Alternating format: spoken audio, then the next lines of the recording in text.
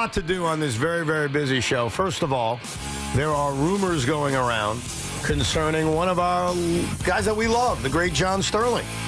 And so sometimes when rumors are out there, the best way to tackle those rumors is to go right to the horse. So at 3 o'clock today, we will talk to the great John Sterling. He will join us at 3 o'clock, and he will address said rumors that may be floating out there.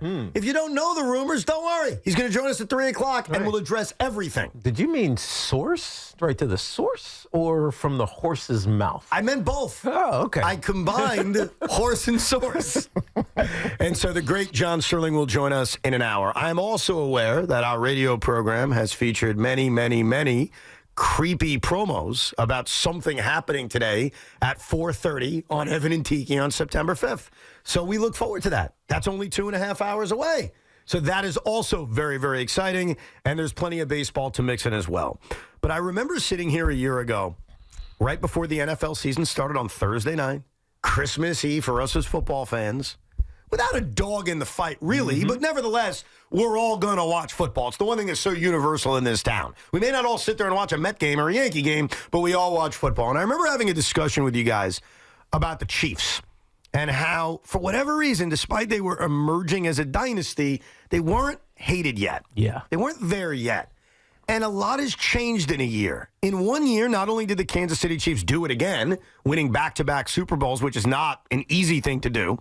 Number two, Patrick Mahomes sort of came across like a bitter baby during, I forget, who were they playing in that game? In which you had the controversial offsides call that burned Kadarius Toney on what could have been a game-winning touchdown. Oh, yeah, no, illegal. That was a movement. Like he was moving. Yeah, it was a... Yeah, it was the Bills game, I think. That's what it was. And Mahomes came across like such a whiny little, biatch, if you will.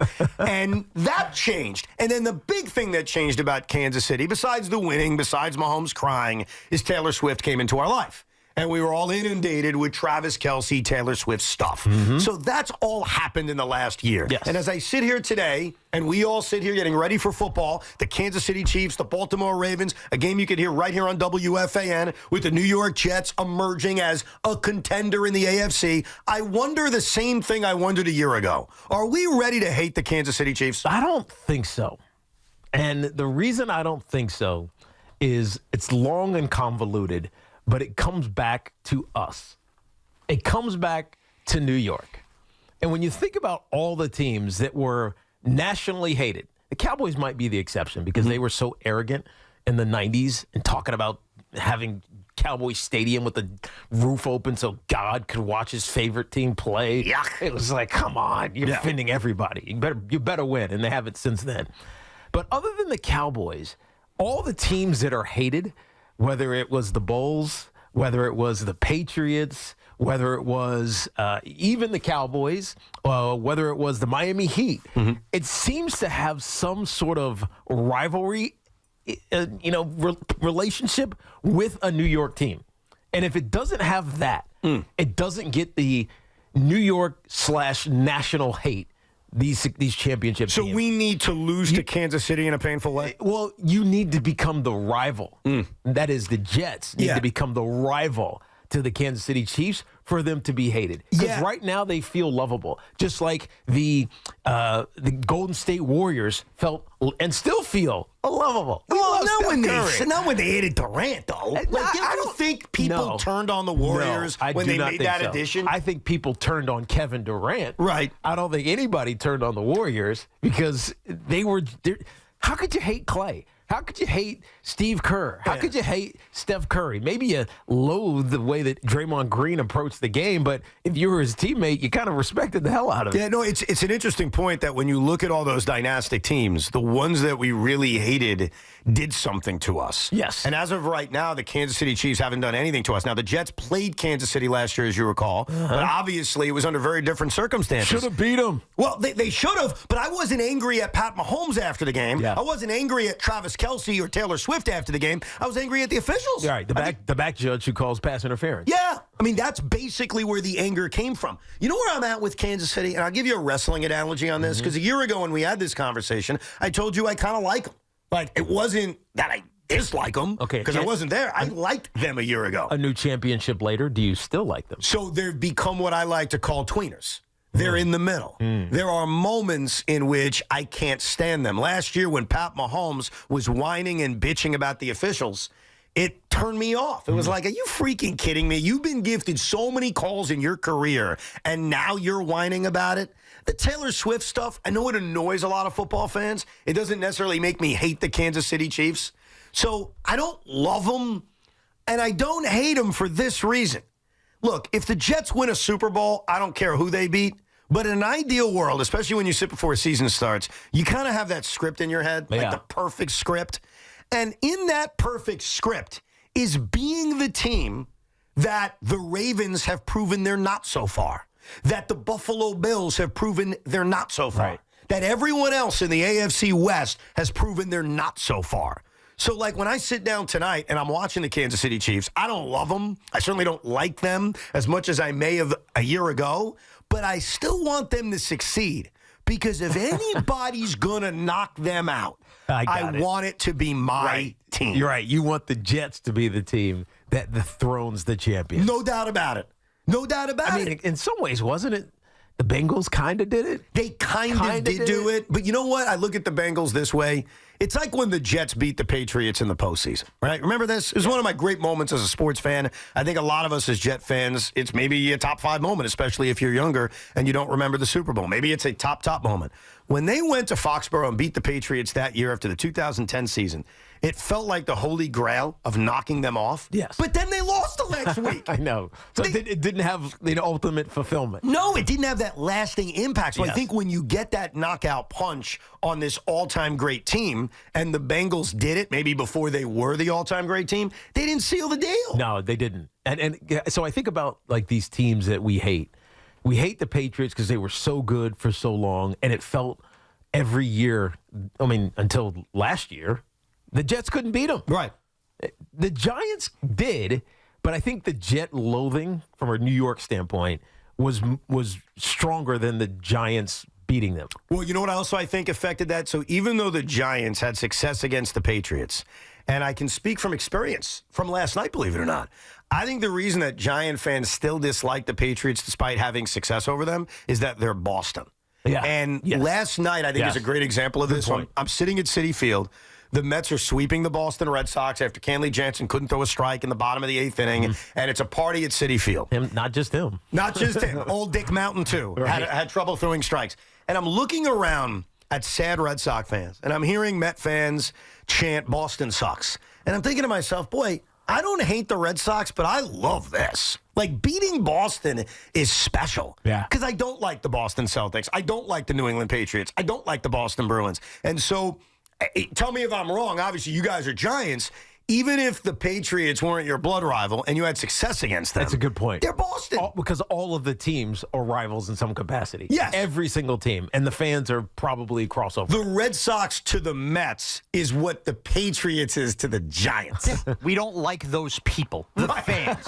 Right. That's right. No, absolutely. And they're all the same fan. Whereas you can't really say that about New York because you could say, oh, I hate the New York Giant fan. Okay, I'm not a Giant fan. I'm a Jet fan. Right. Right. It's like you can't say that about the entire town of New York collectively. You can say that about the entire town of Boston. I hate the Phillies because those people root for the Eagles. Right. It's all the same. It's the same. That's the thing that keeps maybe the hatred away from the Kansas City Chiefs. I think you're right. The fact that we don't hate Kansas City. Yeah, and it's funny, like the Mets played a World Series against the Royals. The Yankees and Royals were rivals many years ago, and yet we don't hate Kansas City. No. Nobody cares about Kansas City. No, and look, I don't. They're not hateable. Also, like Pat Mahomes just seems like such a good dude. Even when he was whining about the officials last year. Even, I mean, that notwithstanding, but it's a moment. Everybody can be whiny and bitchy for a minute. It's okay, but he's not regularly whiny and bitchy. He's regularly. Watch, I'm going to throw this behind the back pass, and I'm going to complete it. Ha-ha! Like, he's just like one of those guys. He's just so good, you can't help but appreciate him. And their head coach is like your grandfather. That's it. It's more than Mahomes. They have the fat, lovable, funny guy coaching the team. Yes. Find me an American that hates Andy Reid, and I'll find you a liar. And if you think he's not funny, you see the commercial where he's like, give me those nuggies. Right. You're just like, you watch Andy Reid coach, and you're like, I could coach football. I know. Well, but in fairness, when Andy Reid was the head coach of the Philadelphia Eagles, you found him lovable? No. I stumped you guys Hold on that on. one. No, until I went to the Pro Bowl and he was the coach. Well, you had I had a personal experience with him, Fair. and I was like, because I hated him till that point. Sure. And then I was like, dude, I love this guy. He is awesome. I could see that, but you, Sean? No, but you got to remember, that is young in Andy Reid's career. I've watched him coach for 20 years now. I would say if Andy Reid was coaching the Eagles today, I would still hate the Eagles. I would not hate Andy Reid. Right. And the same personality. Yes. Like this 'Cause I don't hate Mike McCarthy. Funny this fat guy. personality did not come through when he Right. was the Eagles coach. Yes. Yeah. Now, maybe it's because they weren't champions and dominant in the AFC, or in the NFC. Now they're in the AFC, but you feel like you know Andy Reid now. Right. I felt like you didn't know it. So honestly, I played against him every year. I felt like I didn't know him until he was the coach of the team in the Pro Bowl. So it's kind of like a warrior factor in your mind that Mahomes and Reid, the two faces of this dynastic football team, are just likable guys. Very much so. And Bill Belichick and Tom Brady were the opposite. I mean, they weren't likable in any way. They just didn't say anything. Bill Belichick gave you nothing. Right. Now we know that he's kind of has a little like funny bone in him. Yeah. Maybe a little one.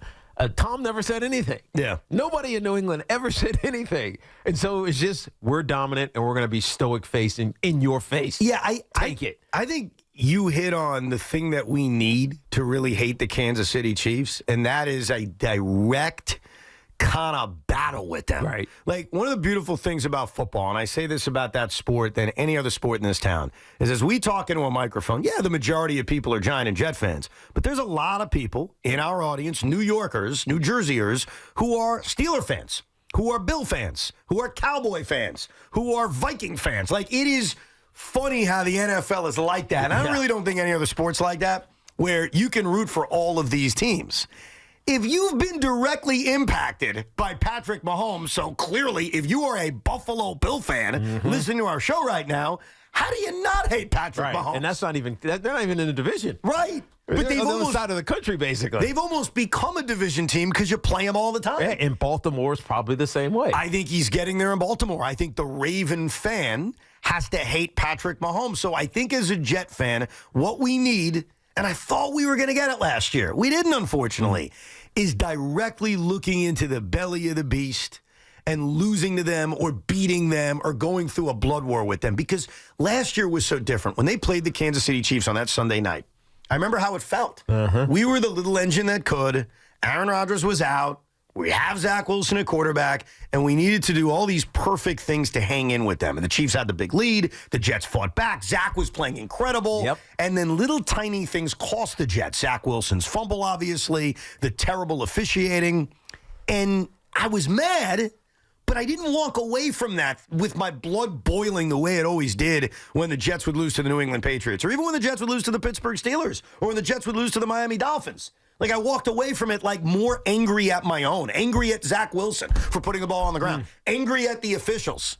And so I guess there just needs to be that war between the Jets and the Chiefs for me to get to that dark side that many other football fans are starting to get to. I think you just hit on something that came to me, Evan. We have discussed ad nauseum for the last 2 months what constitutes a failure of a Jets season. Super Bowl, playoffs. If you enter this day next year, that opening Thursday night, and you as a Jet fan don't hate Patrick Mahomes, was this year a failure? Yes.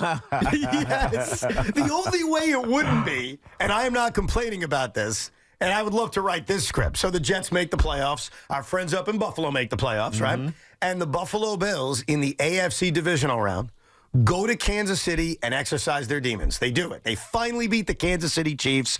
Josh Allen outduels Patrick Mahomes. Now they got to go play the AFC Championship game against the Jets. The Jets just knocked off the Ravens in the AFC divisional round.